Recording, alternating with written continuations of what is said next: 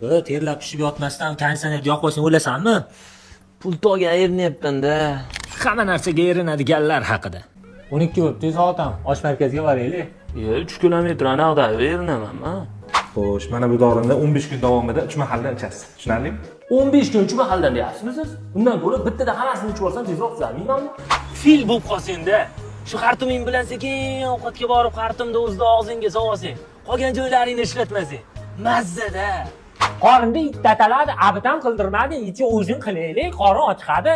Yotar qoringa ovqat yeb bo'lmaydi, bilasan. Ertalab mana Javohirda oshi bor, o'shanga boramiz. Uxlayman.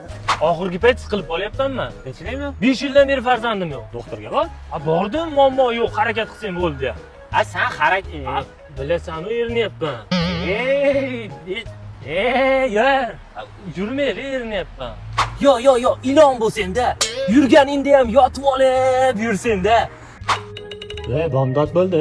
Oshga boramizmi, tur? Oshga boramizmi, tur? Uxla, abid qilaylik, birovlar erinyapman. Ko'ngildan yomon bo'lmasin. Xafa bo'lmay o'tiribsizlarmi?